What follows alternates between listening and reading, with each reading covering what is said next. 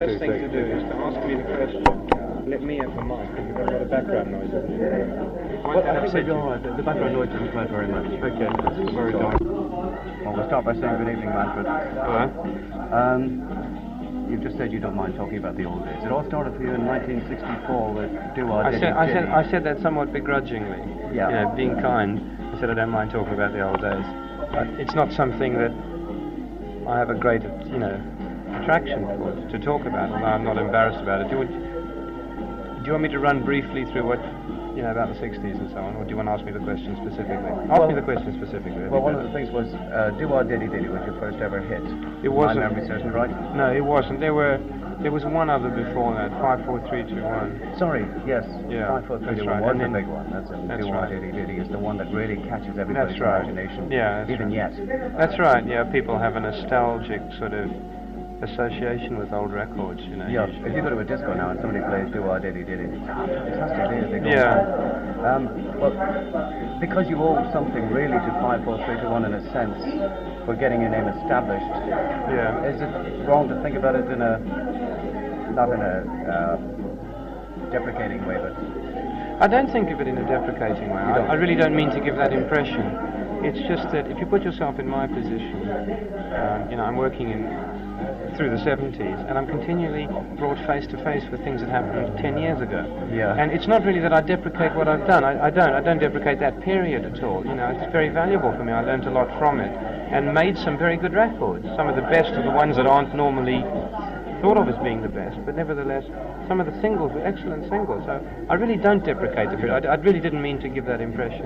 It's just that, as I say, it's something I've brought face to face with so often, and it's now so out of date that I suppose one just gets a little tired rather than deprecate. I don't mean to put it down. Yeah, actually I was talking to the 3 Degrees last week, and the phrase they used was, then is then and now is now. You're doing a different thing, you're flogging a different horse now. So. Yeah. I mean, I don't want to fall into a trap. Then is then, but there's no reason why one shouldn't talk about then.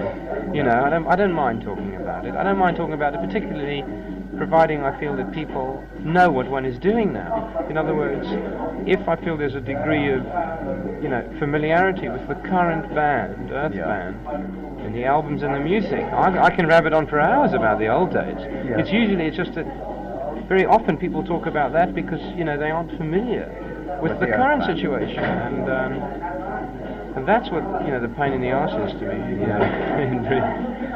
How did you get into the business in the first place? Well, it's difficult. It's a strange question because I'm a musician, and I was a musician really from when I was a kid. Yeah. And so I don't know when I got into the business, so to speak, but I was just a musician. That's the only thing I do well, and so that's all I do. That's all I do well, and I just was always a musician, and I originally come from South Africa, and I came over to England in 1961 because I didn't like South African politics really, and I got involved. I used to teach jazz harmony, and I got involved. I got involved in pop music originally just to earn a living.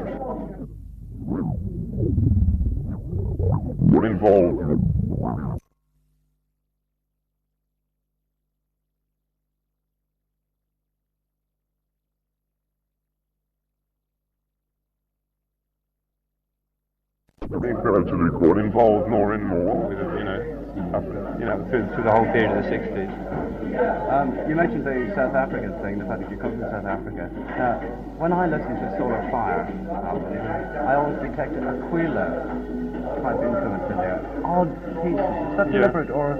Well, I'm not familiar with it myself. I mean, I can't detect it, but that's not the point. It may be there. Often you don't... I think it's each person... Altogether.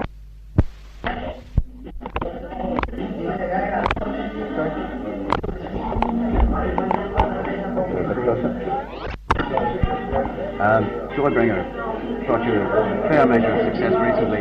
What has that meant to the band's notoriety or what have you? Has it made you any more famous? Well, it's sort of difficult. Before Joybringer we weren't known anywhere really, except the States. But one tends to look at these things, being British, your question is a reasonable one. But we look at it internationally. Internationally, Joybringer was a very marginal use. It wasn't a hit in America. and yet the album sold extremely well. It was the 4th track on side 2. Over here it wasn't a hit. A track called Father a Day, which we put out as a single, was played endlessly in discotheques and is the kind of the known track. So when I look at the picture internationally, Joy Bringer was of very limited importance. It was of use in England, that's all. But our fortunes did turn from that point on. So it's a kind of lucky thing, in a sense. But it really only affected us in England. Was Father of Day released as a single in England? Yes, it was. It was never released as an intention. You know, we release singles nowadays, not only because they're going to be top 10 singles, but because they might get played a bit, they're good tracks, they're off an album. Yeah. And Father a Day, when we released Father a Day in England, the album sales picked up. In Germany, Father a Day was played really a lot, even though it's a very slow track as a discotheque record, believe it or not. It's a good sound. I thought it would have been a hit, actually. Yeah, but we didn't release it with the kind of hit intention. You know, we hoped it might be, because it was a good track, but it had an awful lot of use as a track, even though it was never a hit. And so we don't release records often because we think they'll be hits, but because they might get played, and people who hear them might like them, might go and listen to the album, take an interest in the band. So and of course they might be hits, yeah. Yeah, so they're right primarily though just to publicise the album. To a certain extent, yeah. So, getting back to the Good Earth thing again, why do you pick different tracks for different countries? As singles, do you mean? Yeah. Well, I don't know, there's a sort of degree of instinct involved, you know. We've released a track in England called Be Not Too Hard, which is quite an elaborate track and lots of bits and pieces, and somehow one has the feeling there's just a chance it might get picked up in a certain way, and I don't know why. In England, you feel if you release a commercial sounding track, you're going to start being labelled a commercial band or something, you know? Yeah. And elsewhere in the States, one doesn't feel that. I don't know, it's a degree of instinct. You travel the country, you've got a couple of tracks, and you just say, hey, let's put this one out, this is going to be good, you know? Are bronze records better than black plastic ones? Well, I'm not quite sure what to say to that. What are bronze records like? You know, you used to be with the EMI group, that was in the old days. Yeah, and then Phonogram, Philips group for years. Yeah. 9 years with Philips. You mean what a bronze like as a company? Yeah. I often wonder what a record company is. I mean, you make a record, you give it, and they put them in, you know, you design the cover and everything, or get it sorted out, and then they get it to the shops. I hope Jerry Bron doesn't hear me saying this, but I don't know, a record company, you hope a degree of sympathy from the people involved, you hope you can work with them easily, and of course they have to decide to spend money on promoting your album, and Bronze have been very good in that sense. But of course the test of a record company is when you're going downhill or when you're trying to build your way up, not when you're already beginning to go somewhere. No. So, not that the stars are, but I mean, you know, they are making money on our records, so of course they're spending money to sell them. But we are very happy with the company, you know, but it's distributed through Island Records, and Bronze is kind of our end of it. Island is the distribution center. But are you getting more out of Bronze Records now than you ever did from Out of Philips Phonogram. and EMI or whatever? Well, I wish people from Philips could hear me say this, because I was very reluctant to leave Philips, because at the end of the period, they'd spent money and they'd been very enthusiastic through extremely difficult periods when nobody wanted to know. And I was very, very sorry that just as things were beginning to go well, we received a better offer, and there were many other reasons for taking up the Bronze offer. And I felt very bad for leaving Philips, although I'm very glad that I did. Yeah. But it's not the company. I mean, Philips doesn't mean a monkeys, you know, it's just some of the people we worked with were very nice, very enthusiastic, through times when nothing was happening. And, you know, I do have an abiding appreciation for that, more than I have the record companies and people who are with you when you're successful. It's when you're not successful, the guy still sticks with you, and they still take a full page ad, and they still spend £1,000 on advertising, and they know they're not going to get it back.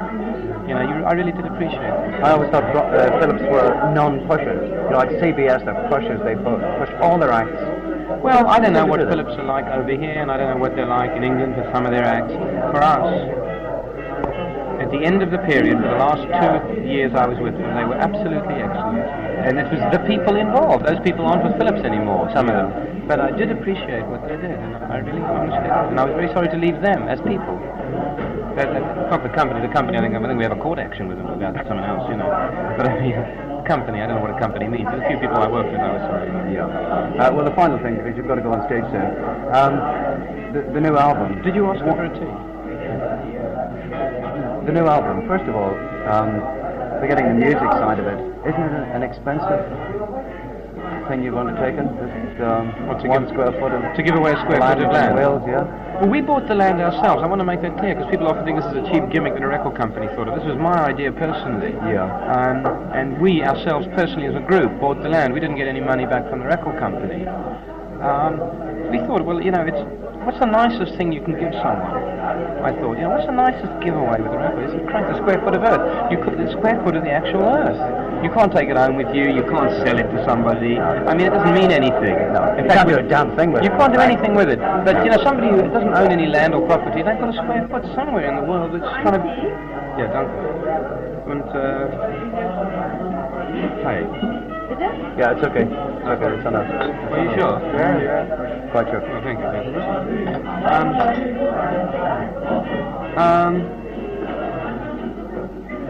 You can't do anything with your square foot.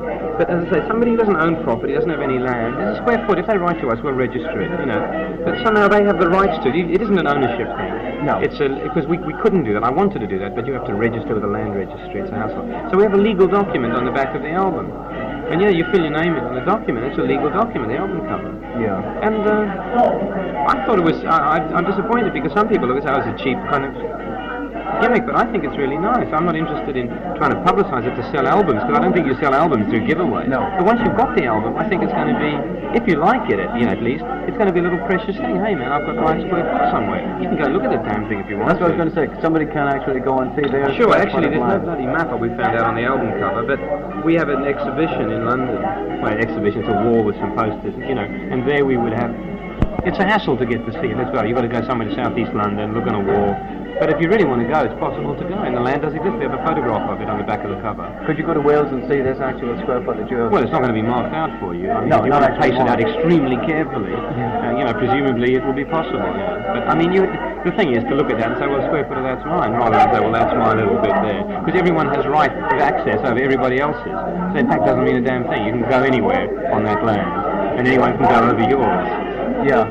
But in the long run, Is it an expensive thing, did you say? Yeah. Well, I don't want to tell you how much it costs, but we have 435,000 square feet, and so, we've got up to 500,000 albums, which I hope we sell. I think we'll sell at least 250,000 worldwide on this album, at least, like our advance sales. Yeah. Well, I hope you do. So that, I hope we get the chance to give away all our land. And yes, it cost us some money. In fact, it cost us money which we haven't got back. But it just seems a nice idea. Yeah. And also, it is, of course. I'm not a fool. I'm aware of the publicity angle. Yeah. I'm aware of that. It's not arable land, or it's not. No, it's been left fallow. It's within forestry area, Yeah. and it's been left fallow as a sort of haven for wildlife, which would probably. Which eventually, coniferous forests drive them out. Yeah. And the local naturalist society actually wanted it left open, so there would be some area for wildlife within an existing forestry area. I see. So in fact, there is a conservation aspect to it, very strong. Well, so much for the gimmicky side of the album. Yeah. The music side. What is it? Is it a step forward now from Full of Fire?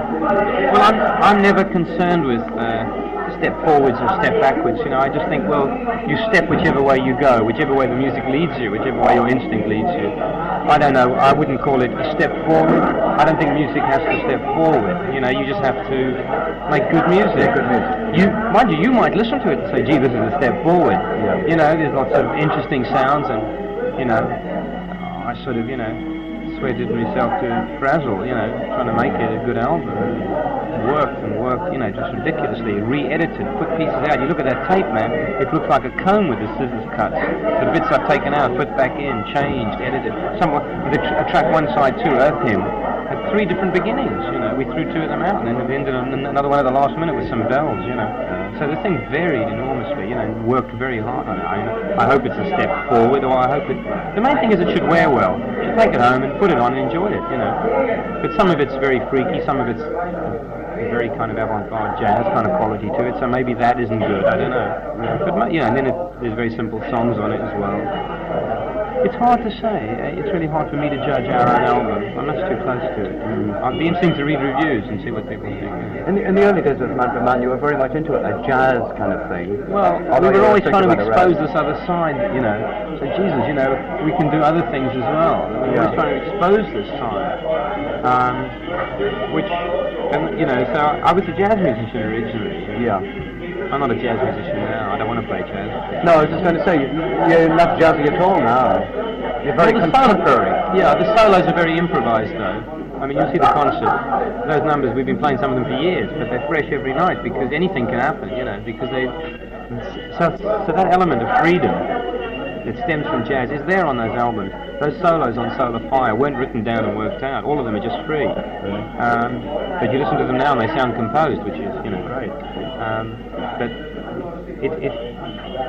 that element of improvisation is there, and that element of freedom is there, and I think that's an indispensable element with us, with all the production. You've written 3 of the songs for this new album. Do you do much writing at all? No, I write, and Mick Rogers writes, and Chris Slade writes some lyrics, mainly. But I'm not conscious. I think all I'm concerned with is the result. You get an album home, it's good or it's not good. And I'm not concerned, gee, I wrote the track. You know, if somebody else wrote a track, then I can find a good way to do it. Yeah. And my talent is primarily, I suspect, in rearranging other people's material. Have you ever heard the original version of Father a Day by Bob Dylan? No. Well, go and listen to it. It's on the New Morning album. And then listen to Father a Day the way we did it. And I think that's where my ability lies, to hear a completely different sound, arrangement, conception to the original. And make it, and turn an existing thing into something else, rather than be a writer myself. You know, I didn't write the theme in Joybringer. The centre section of Joybringer, which is basically Hof's themes, has all sorts of counter melodies we wrote, put them together one on top of the other. And I think that's where my talent lies more than being a writer myself. And it's important to have good judgment about your ability. You know, I can sing, but I don't sing much. And I can write, but I don't write too much. Yeah. So I try and do the things I do best. Well, thank you very much indeed, Manfred Mann, and the best of luck on your tour. Thank you, good night. Hello, this is Manfred Mann on Radio G, who are about to play a track from our new album, The Good Earth. That's fine.